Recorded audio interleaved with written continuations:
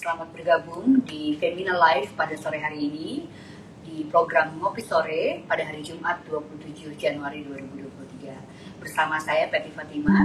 Dalam 1 jam ke depan kita akan ngobrol-ngobrol di sini mengenai topik yang sangat penting dan wajib kita ketahui pada saat ini. Acara ini merupakan kerjasama antara Femina dengan Ikatan Psikologi Klinis Indonesia atau IPK. Selamat bergabung untuk teman-teman yang sudah bersama-sama kita. Saya tunggu juga untuk teman-teman yang belum bergabung untuk kita bergabung di sini di program Ngopi Sore bersama Femina. Teman-teman, saya akan membuka obrolan hari ini dengan membacakan beberapa berita yang viral 2-3 minggu belakangan ini yang kesemuanya punya benang merah yang sama, yaitu hamil anak dan kriminalitas seksual pada anak. Ini memang bukan berita yang menyenangkan ya, tetapi kita harus mengetahui ini dan mencari jalan keluarnya. Yang pertama adalah ada ratusan anak di Ponorogo yang minta dispensasi nikah dan 60% diantaranya sudah hamil. Lalu ada 572 anak di Indramayu yang mengajukan dispensasi nikah, sebagian besar sudah hamil. Berikutnya ada ratusan anak yang mengajukan dispensasi kawin di Gunung Kidul. Dan bahkan di antara ratusan anak tersebut ada yang sudah melahirkan. Ada 141 anak di Ngawi mengajukan dispensasi nikah dan 50% karena hamil. Nah, kemudian juga ada kasus yang viral beberapa waktu yang lalu. Ada seorang anak TK yang menjadi korban pencabulan anak SD di Mojokerto. Jadi ini bisa bayangkan mengerikannya seperti apa ya. Lalu kemudian ada kasus pemerkosaan terhadap remaja perempuan berusia 16 tahun di Malang yang juga dilakukan oleh remaja yang masih di bawah umur. Dari kasus-kasus tadi kita melihat ada banyak kasus yang kaitannya dengan dispensasi menikah. Ini maksudnya apa ya? Jadi dispensasi menikah itu adalah permintaan yang diajukan untuk dapat menikah di bawah usia yang ditentukan oleh Undang-Undang Perkawinan. Dalam hal ini adalah Undang-Undang Nomor 16 Tahun 2019 yang mengatur batasan usia seseorang di Indonesia perempuan adalah 19 tahun dan dia baru bisa mengajukan untuk menikah. Jadi teman-teman yang sudah menyaksikan acara ini sore ini, hal-hal yang saya sebutkan tadi, kasus-kasus yang sedang terjadi begitu banyak di beberapa daerah di Indonesia itu semuanya di bawah usia 19 tahun. Nah, terkait dengan maraknya permintaan dispensasi kawin anak di beberapa wilayah, Komisi Perlindungan Anak KPAI menyebutkan ada 4 faktor yang mungkin menjadi pemicu utama kejadian yang luar biasa ini. Yaitu yang pertama adalah faktor ekonomi, kemudian hukum adat, pendidikan, dan juga teknologi. Dalam hal ini adalah berupa tontonan pornografi yang bisa diakses oleh anak-anak ini. Lalu saya akan juga membacakan hasil survei demografi dan kesehatan Indonesia tahun 2021 yang menyebutkan bahwa pengetahuan remaja Indonesia tentang kesehatan reproduksi itu memang belum memadai.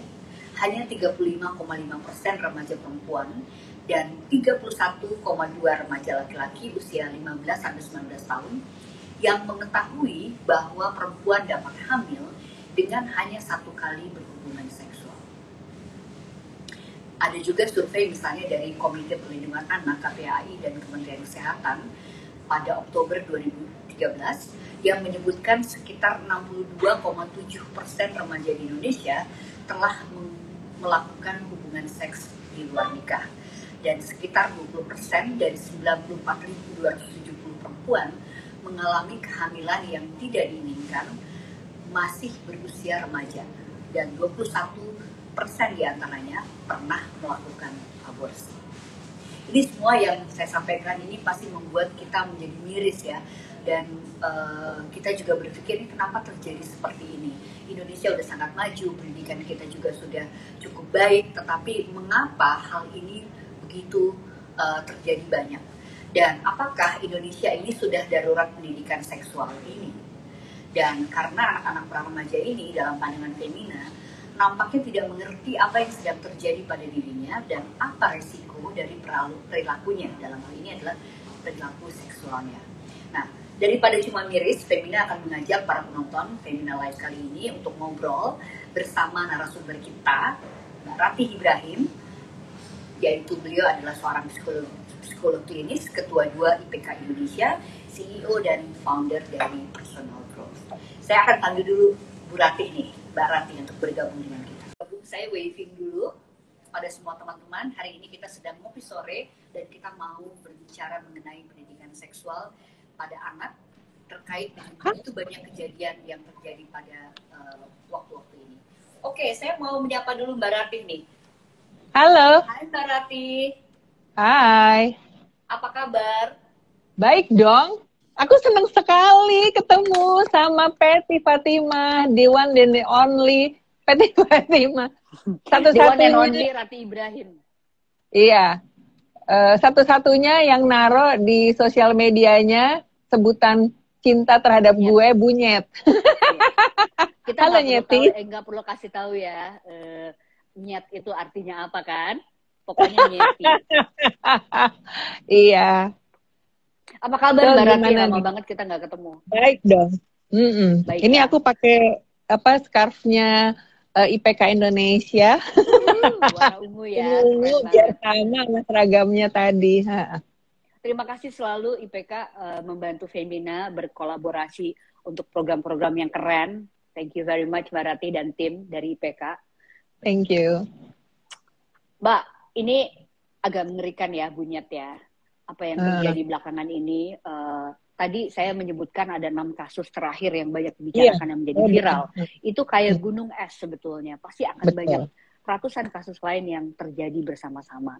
Nah, kita ini pengen ngobrol sama Mbak Ratih sebagai seorang psikolog dan banyak memberikan perhatian pada pendidikan anak-anak, memberikan perhatian pada pendidikan remaja dan lain-lainnya terhadap kejadian ini gitu. Jadi mungkin kita bisa ngobrol bersama teman-teman yang sudah muncul di sini untuk soal ini. Asik ya? Asik. Tentu deh. Kalau ngobrol sama Femina tuh selalu keren, ngetop dan asik. Apalagi kalau yang membawakannya Patty Fatimah. Jadi apa namanya nyetis ya? Kita nyetis. Nyetis banget kita. Oke. Nah, kita apa nih yang mau diobrolin nih sama kita? Oke. Kita mungkin mulai dari yang gampang-gampang dulu ya. Iya dong. Kalau lihat kejadian tadi, lalu kita pasti akan mengarahkan pada satu terminologi yang disebut sebagai sex education atau pendidikan seksual. Nah, sebenarnya nih pendidikan seksual itu kalau dari sudut pandang psikologi itu apa sih? Gitu. Dan mungkin itu juga bisa dihubungkan dengan boro-boro memberikan pendidikan seksual yang tepat dan sesuai dengan zamannya. Orang tua aja masih canggung untuk ngobrolin tentang seks bersama anak ya. Dan itu sudah terjadi atau masih terjadi sampai sekarang. Ini gimana nih Mbak? Mungkin terus terang ya, ini kan ngeri banget ya. Jadi kalau kita bicara tentang darurat nih, darurat gitu. Kita nggak akan ngomong darurat kalau tidak ada evidence yang memang semengerikan sebagaimana yang tadi dipaparkan. Ini bukan barang main-main loh. Ini serius banget.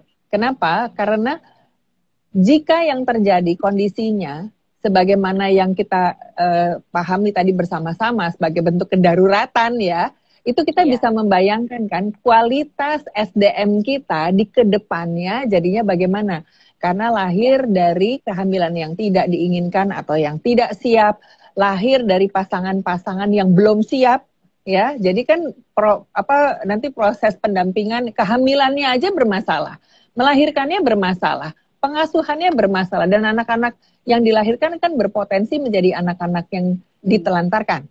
Berpotensi loh, dan potensinya besar sekali. Jadi bisa kebayangkan nanti kualitasnya bagaimana, padahal kita yang sangat mencintai Indonesia ini kan kepengen ya bangsa kita menjadi bangsa yang unggul. Unggul itu terutama di human capitalnya. Nah sekarang begini, bicara tentang pendidikan seksualitas itu apa?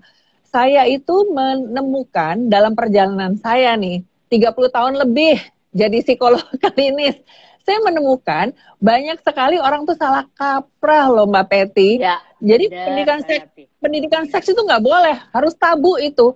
Karena apa? Artinya mengajarkan anak untuk berhubungan seks. Itu kan dari yang ngomong begitu aja udah ngawur banget itu ya. Padahal pendidikan seksualitas itu adalah kita membantu anak untuk paham, belajar dengan berbagai hal terkait dengan seks dan seksualitas itu sendiri, termasuk ya organnya, perubahan fisik ya yang dia miliki, proses reproduksinya, ya kan? Benar. Kemudian karena nggak semuanya terkait dengan proses reproduksi aja, tapi juga cara berpikir, kondisi emosionalnya bagaimana. Kalau kita ambil dari WHO aja adalah semua pembelajaran terkait dengan semua topik yang terkait dengan seks dan seksualitas. Seksualitas itu apa sih? Kenal identitas gendernya.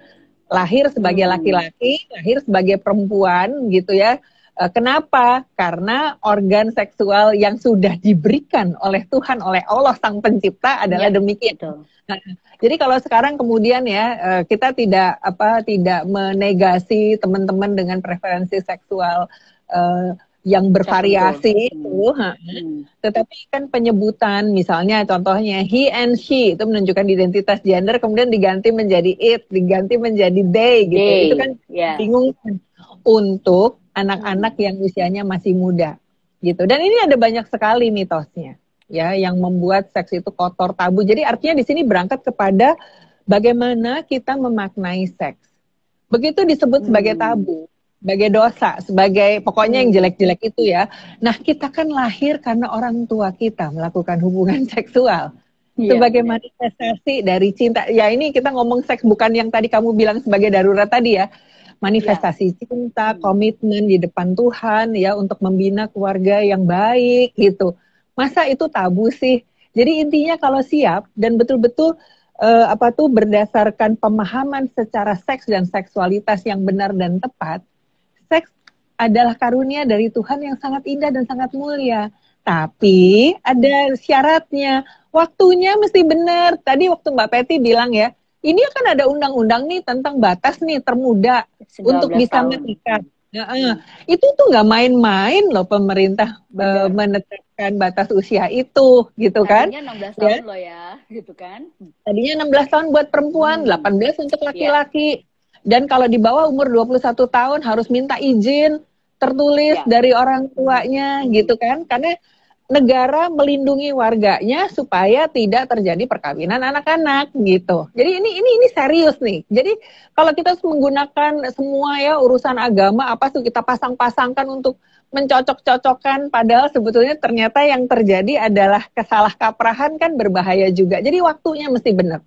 Orangnya juga mesti yang benar. Jadi bukan asal ketemu kayaknya cocok gitu ya. Kayaknya seneng terus tomprok gitu kan juga enggak. Nah, nanti jadinya seperti yang tadi Mbak Peti bilang nih, ada hamil anak, kemudian dispensasi menikah karena sudah terlanjur hamil duluan. Itu kemudian ratusan loh, gila. Iya, tempatnya juga mesti benar. Tempatnya benar itu kan sacred ya, because sex is something that's very very sacred gitu ya. Ini kan kalau pemahaman tentang seks dan seksualitasnya benar. Dan ada true love di situ. Jadi bukan cuma nafsu. Bukan cuma kebutuhan syahwat aja. Orang yang mencintai itu akan menghargai, akan saling menjaga, gitu ya, satu sama lain, gitu, supaya nggak ada tuh kecelakaan. Jadi bukan kecelakaan karena memang direncanakan di umur yang betul, karena waktu ya. Terus dengan orang yang betul gitu, memang jodoh bukan cuma sekedar asal seneng aja, jadi pertimbangannya banyak, siapnya juga bener kan, kemudian tempatnya juga bener gitu, terus ada cinta sejati yang sudah betul-betul siap dan teruji di situ gitu Mbak Peti. Oke. Aku kalau ngomong ya nggak apa-apa, singkat padat lengkap tapi ya. Oke. Teman-teman silahkan kalau dia mulai bertanya, udah gatel mau bertanya ke Mbak Ratih, monggo ya. Kita lagi berbicara mengenai apakah kita ini memang sedang darurat pendidikan seks yang tepat untuk anak-anak, karena begitu banyak kejadian-kejadian luar biasa. Ini bukan cuman pernikahan di bawah umur, tapi hamil di bawah umur yang jumlahnya ratusan. It's crazy ya. Nah, Mbak, kita mau terus ya ke pertanyaan berikutnya nih. Tadi kan udah dijelaskan bahwa memang pendidikan seks itu maknanya sangat luas, sangat sangat mulia untuk kita bisa memberikannya kepada anak-anak gitu ya, anak-anak yang sedang tumbuh ini. Halo Mbak Ratih, apakah kayaknya Mbak Ratihnya hilang nih? Teman-teman, saya kehilangan Mbak Ratih. Kita akan coba bergabung kembali ya. Teman-teman, kita sedang berada di Ngopi Sore bersama Femina dan kita sedang berbicara mengenai pendidikan seks untuk anak-anak terkait dengan begitu banyak berita yang viral mengenai kehamilan di bawah umur yang terjadi di berbagai wilayah di Indonesia. Mbak Ratih, silakan masuk lagi. Saya mau waving untuk semua teman-teman yang sudah ada di sini. Kita mohon bersabar dulu. Apakah Mbak Ratih? Ya, ini dia. Sorry, biasa ya, juga teknologi. Oke, Mbak, kita langsung ke pertanyaan kedua nih ya. Jadi kalau seperti itu, sebetulnya pendidikan seks, kan kita tahu ya, tidak semua orang tua memiliki keberanian untuk bisa membicarakan hal ini secara akal sehat dan tepat. Sekali lagi tepat dengan usianya, tepat dengan masanya, dan lain-lainnya. Kalau menurut saran Mbak Ratih, sebenarnya sebaiknya pendidikan seks itu dimulai di usia berapa dan sebenarnya tahapannya itu gimana gitu. Mungkin ini memang tidak bisa dijelaskan dalam waktu 5 menit ya, tetapi in general sebenarnya best practice apa yang harus kita lakukan, yang bisa kita lakukan di masa yang begitu terbuka seperti saat ini. Iya. Ada masa di mana saya dengan tim teman-teman ya. Sekarang saya bersama IPK Indonesia, tapi waktu itu dengan tim personal growth itu ya. Kami kampanye kemana-mana memberikan pendidikan seks ke sekolah-sekolah, ke orang tua. Dan sebetulnya pendidikan seks itu sangat erat sekali dengan parenting. Dan pendidikan seks yang pertama itu adalah ketika anak ada di dalam kehidupan orang tuanya. Jadi bukan soal bicara tentang hubungan antar kelamin, intercourse, nggak begitu. Hubungan seks itu yang pertama adalah ketika kita tahu bahwa anak kita ya punya penis, jadi dia disebut laki-laki gitu ya. Kemudian nih organnya adalah organ perempuan, maka dia disebut sebagai perempuan. Ya, dan dia akan tumbuh yang laki-laki jadi seperti bapaknya, yang perempuan akan jadi seperti ibunya. Itu kan pengasuhan semuanya berbicara besar sekali di situ, ya. Kemudian diajar tentang self hygiene, menjaga kebersihan. Diajar untuk menjaga bagian yang private gitu. Kenapa disebut kemaluan? Karena malu kalau di-expose, dan itu nanti begitu dia masuk usia balita kan dia mulai tuh punya rasa itu yang Tuhan loh memberikannya. Dan kita ajar untuk menjaganya, membersihkannya, merawatnya, dan tidak boleh sembarangan orang menyentuh gitu kan ya. Dan percaya nggak sih Mbak Peti sama teman-teman semua ya, anak-anak itu meskipun usianya masih sangat-sangat muda dan sangat-sangat polos, mereka itu ini saya melihatnya sebagai bagaimana ya Tuhan menjaga anak-anak ini ya. Luar dia biasa itu intuisi untuk bisa tahu bahwa ini boleh, ini tidak boleh. Gitu loh. Jadi kalau dipegang-pegang itu meskipun dia nggak tahu, tapi ada sebuah rasa ini risih gitu ya. Nah, kenapa kok orang tua tabu dan canggung? Itu kan karena untuk bicara di sininya udah terbiasa menempatkan seks sebagai sesuatu yang tabu. Bukan sebagai sesuatu yang mulia, yang ini adalah berkah gitu ya, bahwa kemudian kita bisa melanjutkan kelangsungan umat manusia gitu dan segala macam kemuliaannya gitu. Dan kemudian kan ada miskonsepsi serta ajaran-ajaran yang kemudian justru memberikan banyak penyesatan di situ gitu ya. Jadi sejak umur berapa? Sejak kita tahu anak kita punya jenis kelamin, bahkan di dalam kandungan. Jadi kan ibu bisa gini, halo sayang, anak laki-lakinya mama. Halo cintaku, anak perempuannya mama dan papa. Waktu lahir kita kasih nama. Kemudian dan itu bertahap terus-menerus. Begitu dia mulai siap untuk masuk usia akil balik ya, preteens. Itu kan kita mulai ngomong sama anak-anak ya, suatu hari kamu akan berpasangan. Pasangan seperti apa? Yang bagaimana gitu, dan bagaimana orang tua saling berelasi itu kan menunjukkan relasi bapak dan ibu, itu kan anak belajar dari situ. Anak perempuan belajar menjadi perempuan dari ibunya, anak laki belajar dari laki-laki dari bapaknya. Bagaimana saling berelasi melihat dari ayah dan ibunya. Makanya ingat nggak sih Mbak Peti, kita pernah ngobrol keprihatinan kita terhadap keluarga-keluarga yang pecah itu loh. Berapa tahun yang lalu. Kenapa? Karena ini akan berdampak kepada bagaimana anak menilai dirinya, menghargai dirinya. Kalau kita bicara tentang kekerasan seksual, Seandainya saja di dalam keluarga pendidikan seks dan seksualitasnya baik, menghormati keberadaan dan kemanusiaan orang lain, saya percaya sekali kekerasan seksual itu tidak terjadi. Karena semua orang saling jaga dan melindungi. Seandainya saja laki-laki dididik bahwa perempuan adalah mitra dan dihormati secara sungguh sebagaimana dia menghormati eksistensinya, apapun juga tidak akan terjadi perkosaan. Seandainya saja perempuan dididik untuk menempatkan dirinya sebagai mitra yang sama, sejajar, setara, dan mulia gitu ya, di mata Tuhan, itu juga tidak menempatkan dirinya sebagai subordinat atau kemudian menempatkan laki-laki sebagai predator terhadap dirinya. Jadi ini kan it takes two sides ya. Gitu Mbak. Ya, benar-benar. Nah, ini teman-teman ya, kalau saya ngobrol sama Mbak Ratih ini, dia ngejelasin satu pertanyaan, udah 2000 pertanyaan ada di kepala saya setelah itu ya. Gitu, mohon maaf ya teman-teman, jadi yang excited bukan cuma teman-teman nonton, tapi saya juga.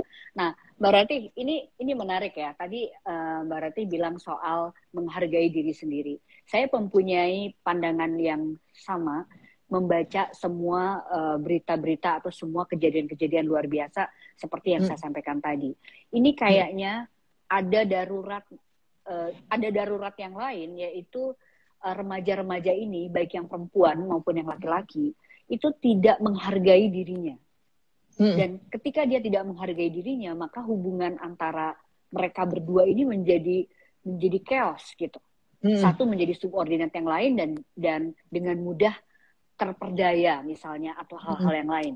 Mungkin bisa ini pertanyaan saya berikutnya adalah hal apa yang bisa dilakukan oleh orang tua? Ini bisa juga dilakukan di sekolah sebetulnya ya.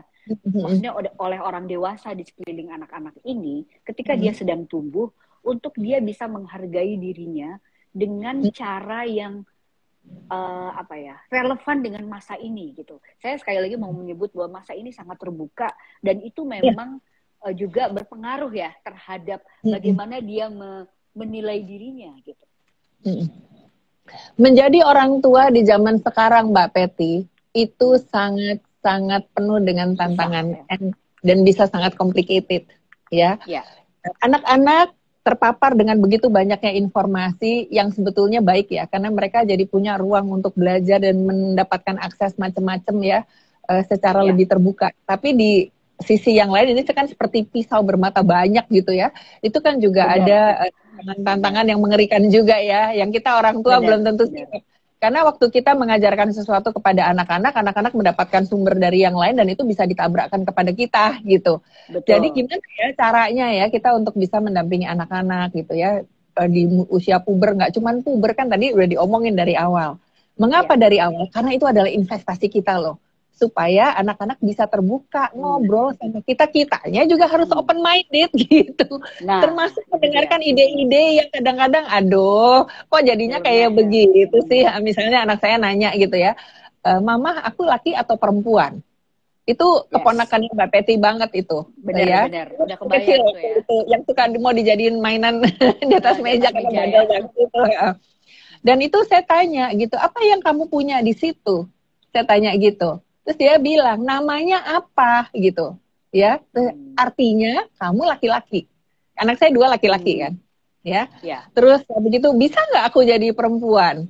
Enggak, karena yang terberi kodrati adalah itu. Itu kan adalah bagaimana saya bisa tegas begitu. Nah banyak orang tua yang ragu-ragu karena kemudian langsung anaknya pingsan tanya pertanyaan gitu kan. Dan juga ragu-ragu karena terus dicalon sama anak-anak ya kan, sekarang kan bicara tentang gender bisa banyak banget gitu ya. Dan anak-anak sekarang bertanya. Dibutuhkan banyak kekuatan hati dan keberanian untuk berpikir terbuka dan bersikap terbuka gitu. Jadi kadang-kadang mereka terus kemudian, Bu Rati tolong dong gitu ngobrol sama anak saya gitu. Dan begitu ngobrol dengan informasi yang dia dapat diterima aja, kita diskusi bareng-bareng dan kemudian anaknya tenang dan mendapatkan insight yang tepat. Jadi kesimpulannya apa? Kita pede aja dengan apa yang kita jagakan pada anak kita, tetapi berpikirlah terbuka, bersikaplah terbuka supaya anak bisa dekat sama kita. Mengapa saya sebut sebagai investasi? Supaya nanti waktu dia masuk ke usia pubertas, Mbak Peti, itu peer group influence itu luar biasa dominannya dibandingkan kita. Temennya selalu lebih benar dari kita. Ya, dan ini kan kita akan ditabrakkan dengan banyak hal. Dan kalau kita tidak investasi, ya cinta, perhatian, kedekatan, anak-anak kita akan tumbuh jadi anak-anak yang kesepian. Nah, anak yang kesepian akan mencari sendiri. Nyari sendiri ke temennya yang sama dia, masih sama-sama blow on. Jadi bayangin, itu kan kemudian menjadi eskalasi sebuah kesalahkaprahan, kesalahpahaman yang kemudian masuk ke dalam kedaruratan seksual tadi. Gimana ya supaya anak kita bisa pede, anak kita menghargai dirinya sendiri. Yuk kita orang tua temenin anaknya sejak umurnya masih sangat-sangat muda. The best friends adalah orang tuanya. Kita mesti terbuka, kita dengerin, itu investasi waktu untuk ngobrol. Kita aja berteman investasi waktu. Buat anak apalagi dong. Dan ini saya nyebutnya investasi Mbak Peti, karena banyak orang tua bilang sama saya, wah saya harus menyisihkan waktu ya. Loh jangan disisihkan, itu sisa. Investasi, jadi kamu taruh di situ. Gitu.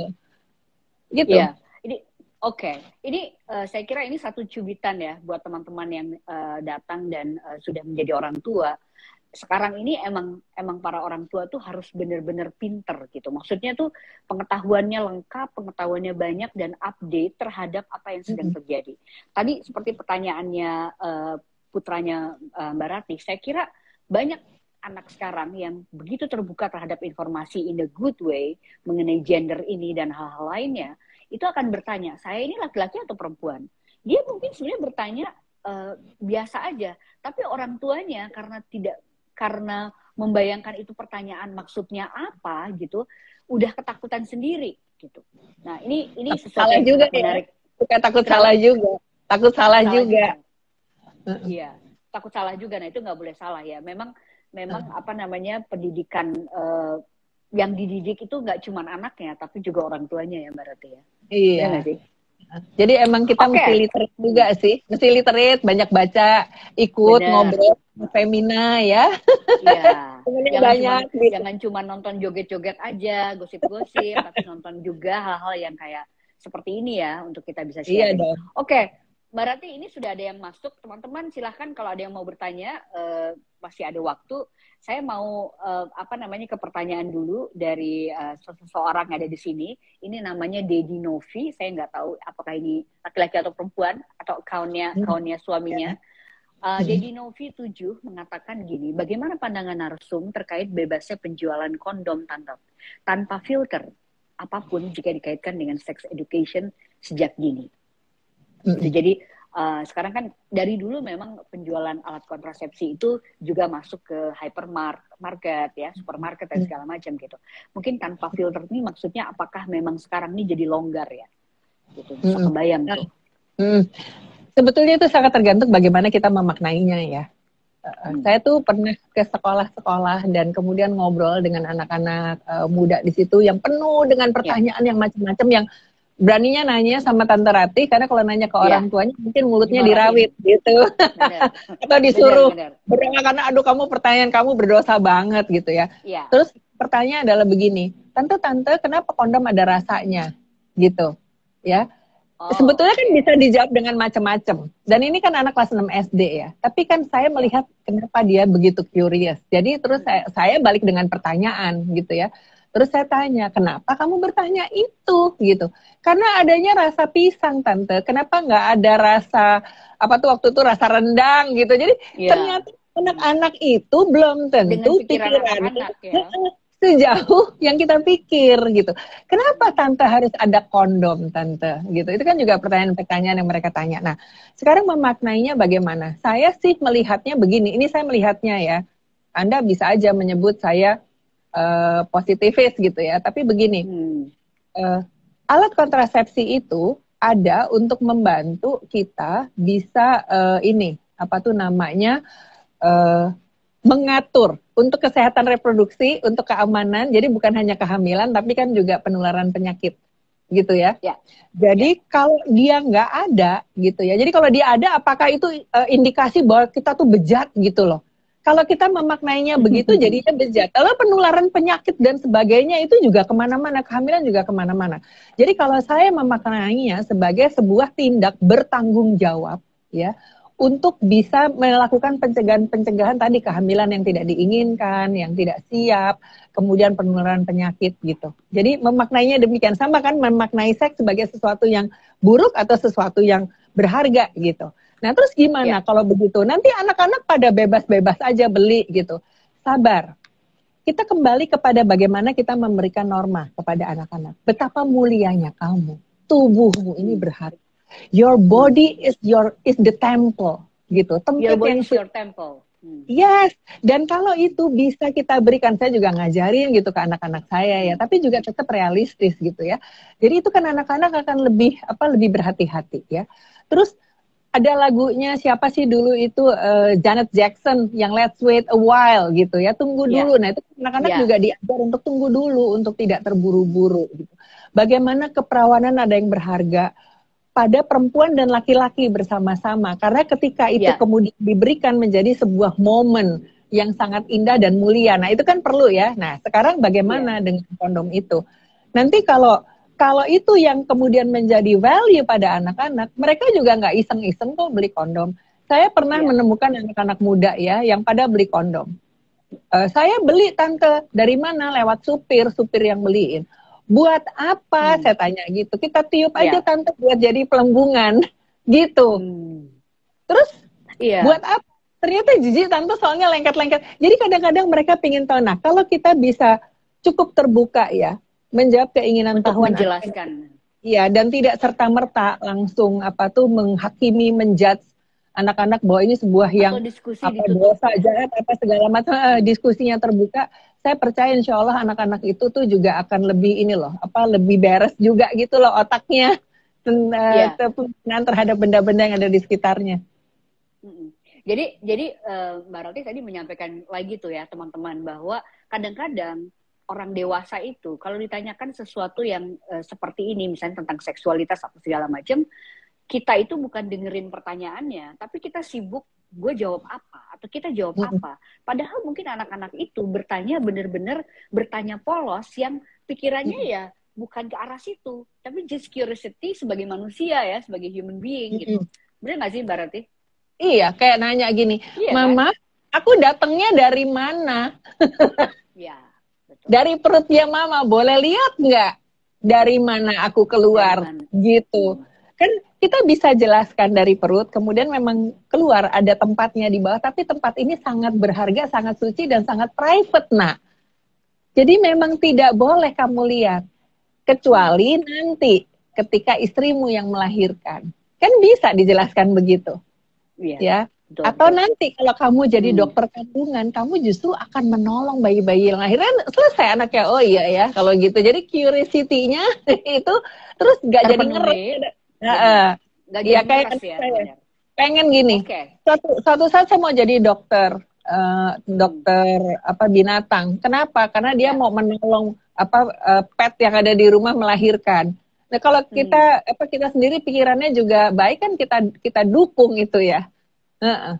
Iya betul. Oke, Mbak, kita kembali lagi ya ke soal tadi ya, kasus-kasus yang begitu luar biasa di seluruh Indonesia ini mengenai anak-anak di bawah usia 19 tahun yang sudah hamil dan jumlahnya ratusan ya, pelajar SMP dan SMU. Nah sekarang saya pengen balik lagi tentang komunikasi dalam keluarga tadi. Tadi kan Mbak Rati bilang bahwa orang tua ini emang benar-benar harus mengambil peran ya terhadap perkembangan si anak ini, dalam hal ini misalnya perkembangan seksualitas dan lain-lainnya. Sebenarnya ada bagi peran nggak sih, misalnya yang perempuan sama ibunya, jadi sama mama harus menjelaskan secara baik dalam tahapan usianya dia, yang laki-laki dengan ayah, atau sebenarnya tuh gimana? Iya. Saya ngomong yang fakta aja. Kalau ngomong yang ideal ya kayak gitu ya. Anak perempuan kamu kan belajar jadi perempuan dari mama kamu ya. Ya masa belajar dari papa gitu kan. Laki-laki belajar dan sebaliknya gitu ya. Sekarang realitanya adalah yang ideal ya bisa aja berdua bersama-sama. Ya. Tapi kadang-kadang salah satu nggak berani atau salah satu nggak siap gitu. Atau bagaimanapun juga salah satu susah ya ngomongnya dari mulut gitu nggak keluar. Ya bisa dibantu sama pasangannya. Kalau susah dua-duanya, ayo deh sini ketemu sama saya aja. Nah, saya ingat dulu. ya. Jadi promo. Jadi promosi deh gitu. Saya ingat dulu ya, ketika saya akil balik dan saya pertama kali haid ya, kan saya tunjukin ke mama saya. Ini saya cerita pengalaman saya, gila ya, Bu Rati belak-belakan banget ya. Emang begitu. Ini kan bukan hal yang tabu, ini adalah hal yang sangat-sangat manusiawi. Terus saya tunjukin ke mama saya, Mama, ini apa kok ada darah di celana saya? Saya ingat tuh saya bilang mau almarhum mama saya. Mama saya lihat, terus dia, ini saya sakit, saya mau mati apa gimana? Saya bilang gitu. Terus mama saya bilang tenang. Ayo tuh sama mama saya dibantuin untuk cuci gitu celana saya, ya cuci. Ini harus kamu cuci. Terus udah gitu, saya setelah saya selesai mandi bersih-bersih, terus saya dipanggil. Itu ada bapak saya dan mama saya, mereka berdua, beliau berdua sudah meninggal dua-duanya, tuh duduk dan menjelaskan bahwa saya sudah menjadi perempuan yang lengkap. Karena saya sudah haid itu apa, terus diterangin. Itu bapak saya yang menerangkan. Anak saya laki-laki 2, saya bilang ke suami saya, Pak, ini sebentar lagi mereka akil balik akan mimpi basah loh. Yang ideal tuh kamu yang ngomong sebagai sama-sama laki-laki. Suami saya bilang, soalnya kalau mama malu kan ya. Nggak ketelen. Jadi yang dilakukan adalah saya deh, yang ngomong sama anak-anak saya. Dan anak-anak saya tuh ya dua-dua anak-anak cowok itu ya, bandel-bandel itu ya, yang dengerin saya jelasin ya. Mereka nunduk begini. Yang malu mereka. Nunduk malu aku gitu. Dia ketawa-ketawa. Enggak, malu. Jadi segini, oh Tuhan, ternyata anak-anak ini punya sebuah rasa yang tersipu-sipu juga ya. Kan saya juga nggak vulgar menerangkannya. Terus tentang bagaimana dia siap menjadi laki-laki, nanti harus lebih banyak ngobrol sama papa, karena kamu sudah menjadi yang gentleman di sini. Gitu. Terus bapaknya juga bersemu-semu gitu. Saya bilang, Papa peluk dong. Ini anaknya sekarang udah jadi your buddies gitu. Ya kan? Terus waktu saya mau lanjutkan lagi, terus anak-anak itu di meja makan kita. Terus anak-anak itu ya, terus bilang, Mom, please Mom, stop dong Mom. We got it.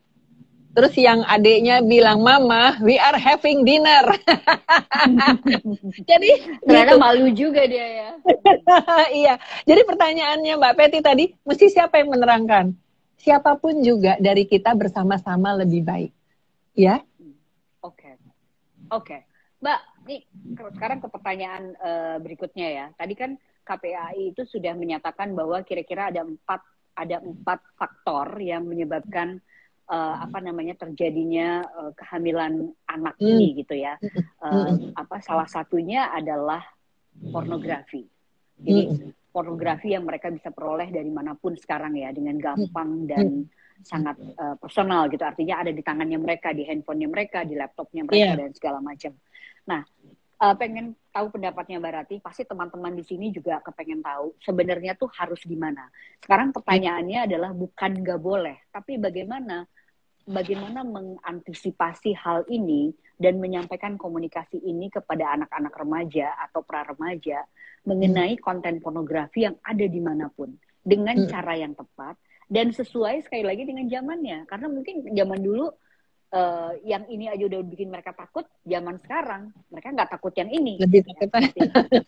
Ya. Sebetulnya kalau di anak-anak yang lebih muda kan memang ada ya fitur-fitur parental control yang bisa di lock gitu ya. Jadi misalnya ada dari Kindle, YouTube Kids, Kids Place gitu. Itu kan bisa kita pasang di gadget ya.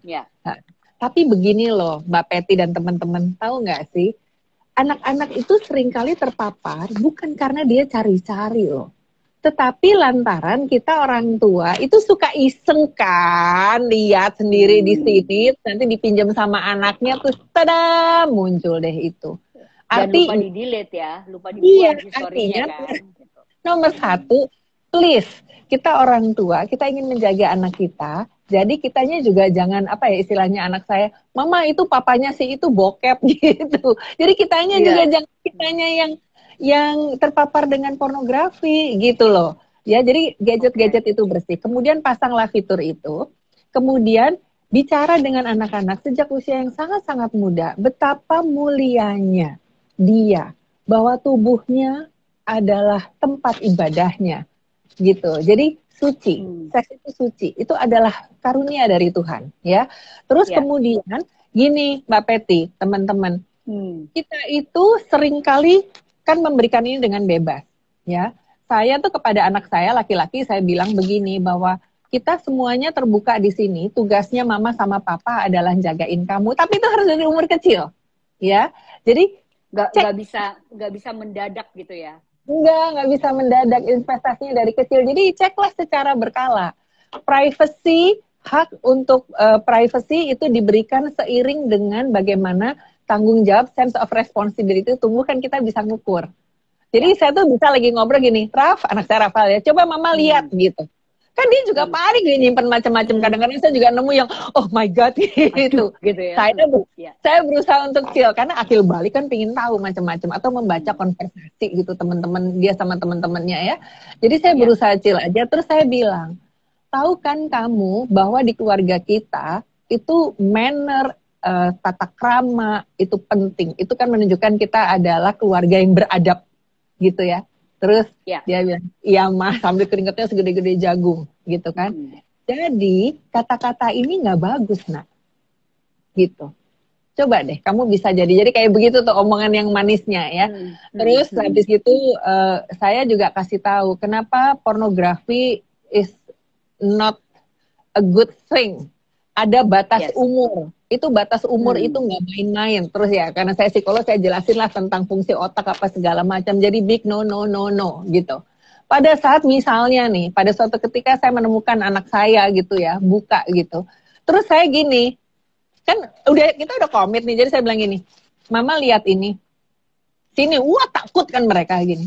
Terus saya bilang, ini siapa yang naro? Pingin tahu ya? Mama paham kok pingin tahu. Mama delete. Jadi saya delete di situ. Kalau mau jadi tahu emang harus tegas gitu ya Mbak Rati. Iya, tegas, tapi kan friendly gitu ya. Iya, kan nggak usah wah histeris apa sih. Dulu ada pasien, gitu ya.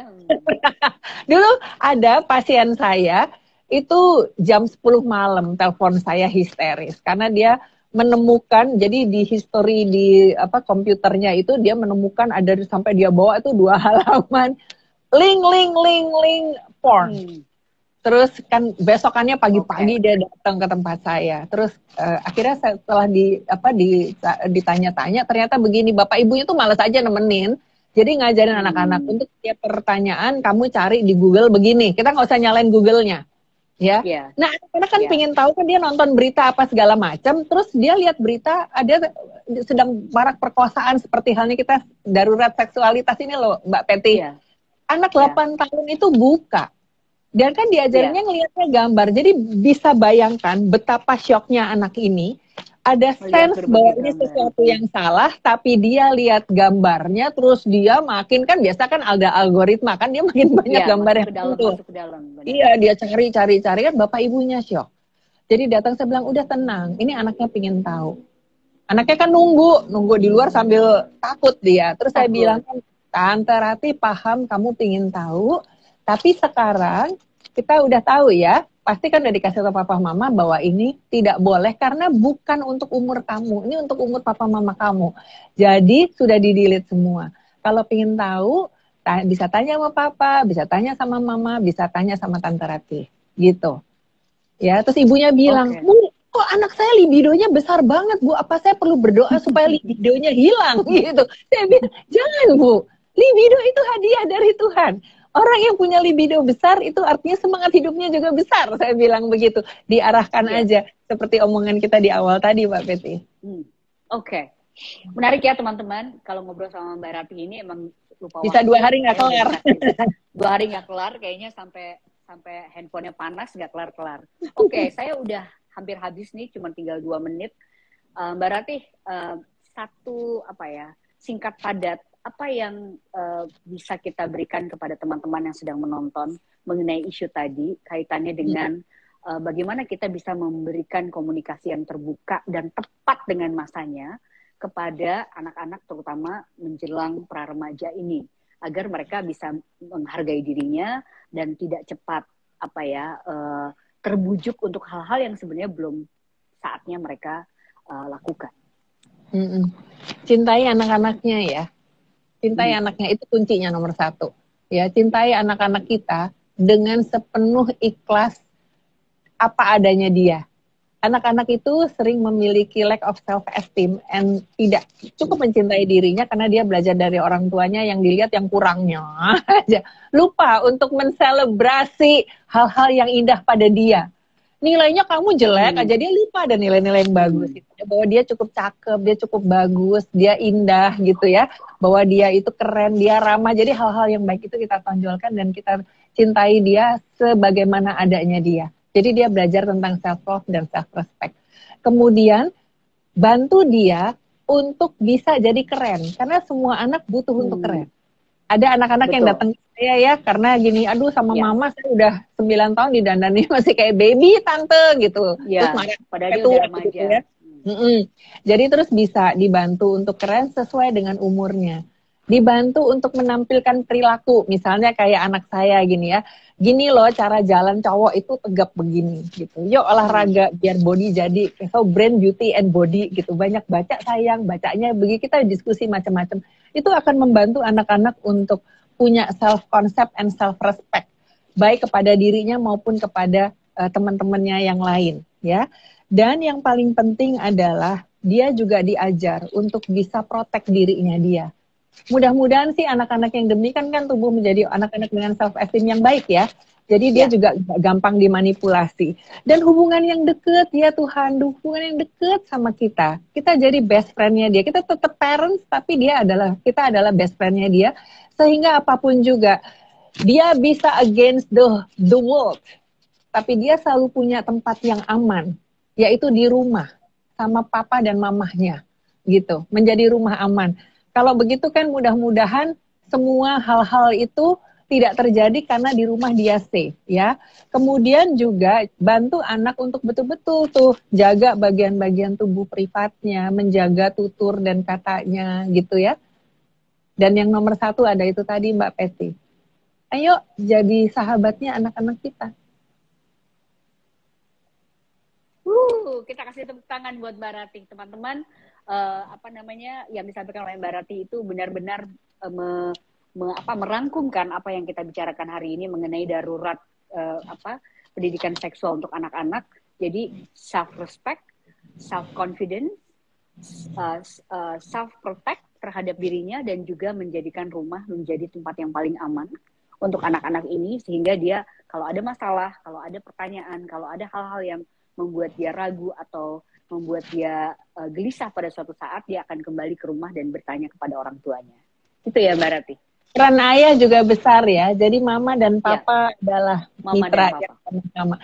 Jadi nanti kalau pergi ke psikolog-psikolog klinis di Ikatan Psikolog Klinis Indonesia, kita bicara tentang what's next untuk mengoptimalkan proses dia bertumbuh menjadi manusia yang utuh dan berguna dan bahagia gitu. Keren kan? Betul. Keren. Mbak Ratih, terima kasih banyak teman-teman. Terima kasih banyak Mbak Peti. Terima kasih banyak. Kita akan jumpa lagi pada waktu-waktu mendatang. Teman-teman, kita baru saja ngobrol dengan Mbak Ratih Ibrahim, MM, psikolog klinis ketua 2 dari IPK Indonesia, CEO dan founder dari Personal Growth. Makasih Mbak Ratih, kita leave dulu. Thank you so much. Kita leave dulu, bye-bye. Bye. Teman-teman, terima kasih banyak atas kebersamaan kita pada sore hari ini dan jangan lupa untuk terus mengikuti program-program dari Femina Life di acara-acara mendatang dan kita belajar mengenai berbagai hal tentang keseharian kita sehingga kita bisa menjadi seseorang yang mempunyai pengetahuan yang banyak dan kita bisa hidup lebih baik. Terima kasih banyak. Selamat sore.